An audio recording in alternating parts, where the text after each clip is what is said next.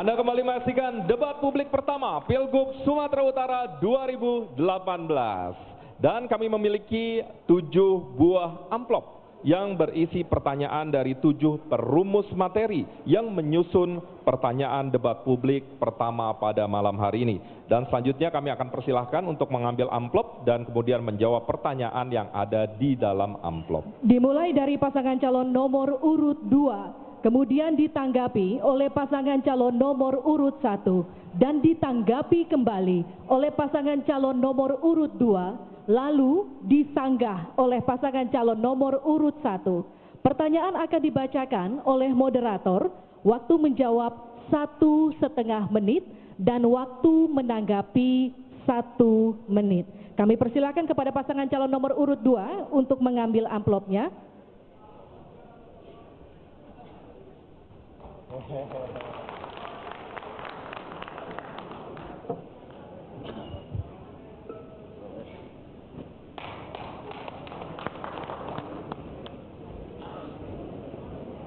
Ya, masih tersegel ya. Silahkan dibuka, Livi.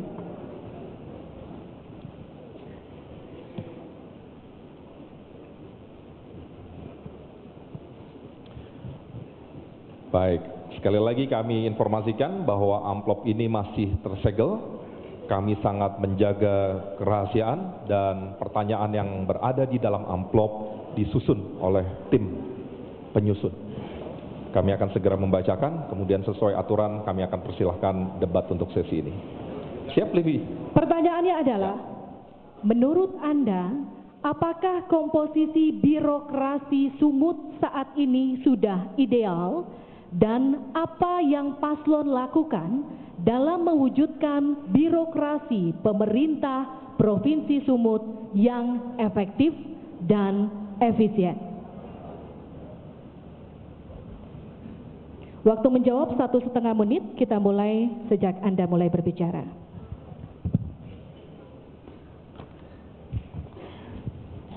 Baik, terima kasih.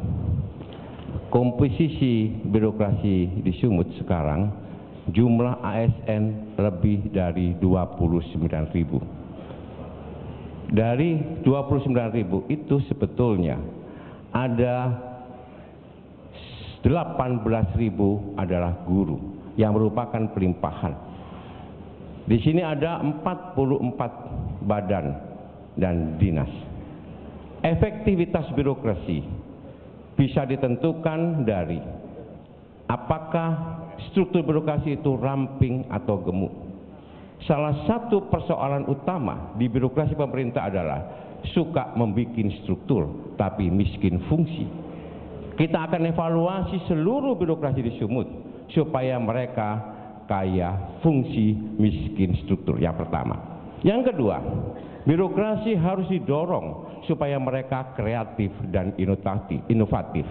Mereka yang pandai, rajin dan cerdas harus diberikan kesempatan untuk menaiki jenjang yang lebih tinggi dengan diberikan tunjangan kinerja berbasis kinerja.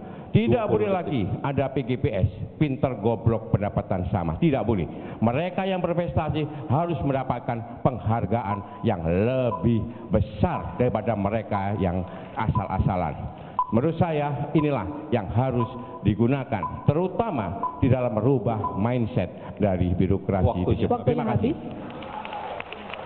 Kami persilakan kepada pasangan calon nomor urut 1 untuk menanggapi paslon nomor urut 2. Waktunya 1 menit. Terima kasih. Persoalannya itu bukan masalah jumlah, bukan masalah kuantitas. Memang benar, kalau dia kecil berkualitas, tepat adanya. Tapi perlu diketahui, Sumatera Utara 33 kabupaten dan kota. Kalau hanya Jakarta, dia hanya 4 bupati. Bayangkan kalau ini hanya dibikin 4.000 gitu. Nanti tak ada orangnya di sana. Tapi persoalannya perlu dikaji kembali. Bukan persoalan adalah jumlah. Tapi berikutnya kami tolong dipikirkan adalah jumlah yang ada tapi berkualitas. Bapak Jarod, terima kasih. Masih ada waktu? Ingin ditambahkan paslon nomor 1? Cukup? Kami persilakan kepada paslon nomor urut 2 untuk menanggapi kembali. Waktunya 1 menit. Setuju, terima kasih. Memang yang harus mendapatkan perhatian adalah profesionalitas dari ASN. Profesionalitas itu bisa diukur sejauh mana mereka mampu mewujudkan kinerja yang sudah disepakati bersama. Dan kinerja yang saya sepakati ini menjadi kontrak dari masing-masing ASN. Dengan cara seperti itu maka saya yakin birokrasi di Sumut itu birokrasi yang hebat. Kalau diberikan insentif dan diberikan satu persaingan yang sehat. Tidak boleh kita menggunakan persaingan yang tidak sehat. Kita harus ciptakan merit system. Dan inilah yang akan dilakukan oleh Jarod Shihab. Yang kedua, sekali lagi, kinerja birokrasi itu nanti akan terkait dengan jumlah TKD, tunjangan kinerja daerah yang nanti akan diterima oleh mereka. Terima kasih. Baik, kami persilakan kepada pasangan calon nomor urut 1 untuk memberikan sanggahan dari pernyataan paslon nomor urut 2. Waktunya 1 menit, dimulai sejak Anda mulai berbicara. Terima kasih.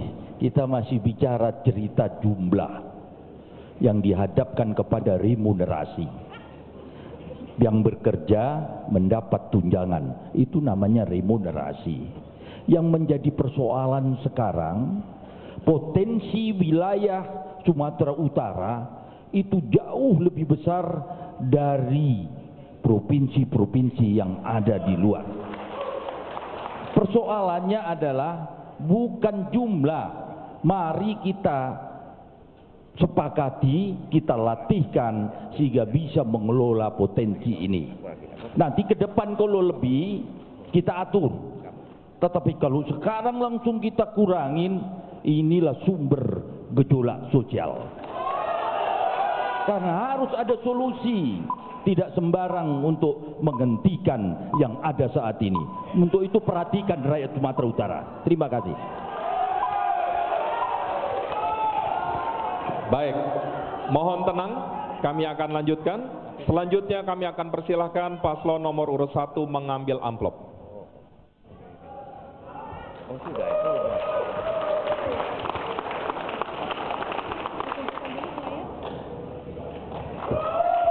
Masih tersegel ya? Amplopnya masih tersegel, saya bantu buka.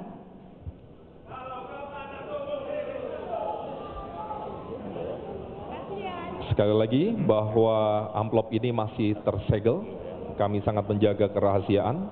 Kemudian dalam amplop ini adalah pertanyaan yang disusun oleh tim perumus. Kami akan bacakan pertanyaannya. Tata kelola pemerintahan yang efektif dan pencegahan korupsi memerlukan keteladanan pemimpin. Keteladanan seperti apa yang akan Anda lakukan jika terpilih? Waktunya 1,5 menit.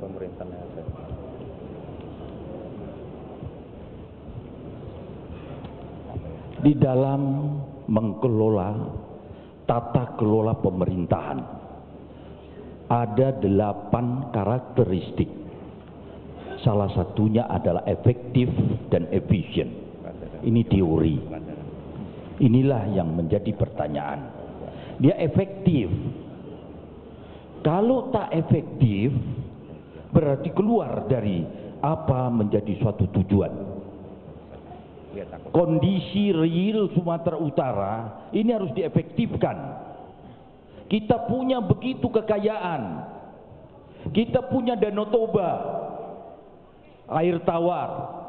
Inilah birokrasi yang kita efektifkan, kita kehadapkan kepada kenyataan. Ini kita efektifkan di dalam karakteristik dalam pencapaian tata kelola pemerintahan. Ini yang bisa saya jawab. Nanti kita atur. Efisien pasti, karena semua ada grand design yang harus kita tuju. Terima kasih. Baik, sebenarnya waktunya masih ada. Tidak ingin menambahkan? Baik. Tidak ingin menambahkan, selanjutnya kami persilahkan paslon nomor urut 2 menanggapi.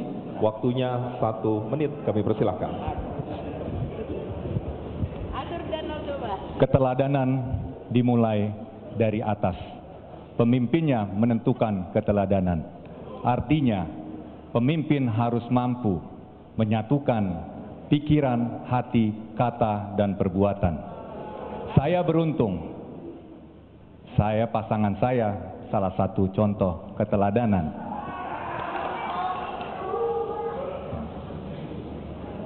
Dilanjutkan. Apabila keteladanan ini dipetunjukkan oleh si pemimpin, maka turunannya adalah kita akan mencari staf yang memiliki keteladanan visi yang sama.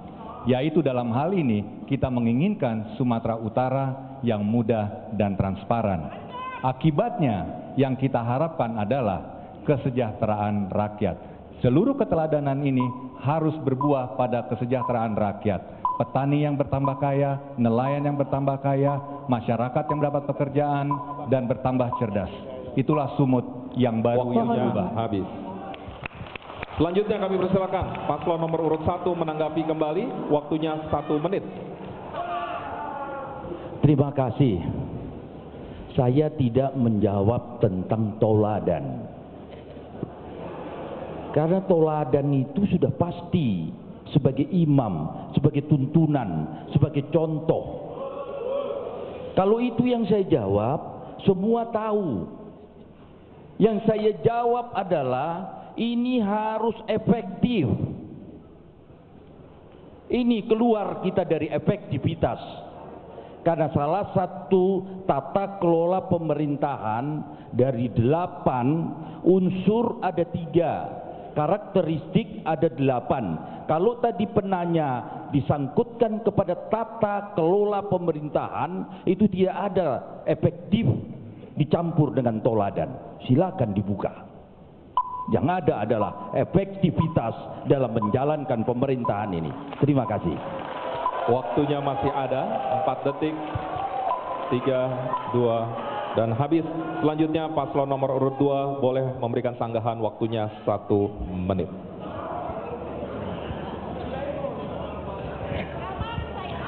Terima kasih Pak Edi.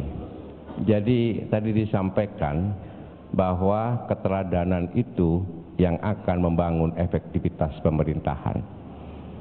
Bapak Ibu Saudara sekalian, keteladanan itu harus dari atas, dari pimpinannya, betul. Keteladanan itulah yang nanti akan menginspirasi bawahannya, menginspirasi. Kalau yang di atas itu bisa berkata lembut dan mampu memberikan pencerahan, bawahan akan juga mengikuti. Kalau yang atasan mampu melakukan kerja keras, maka bawahan juga akan mengikuti. Konsep keteladanan ini menjadi satu syarat mutlak kepemimpinan yang kuat.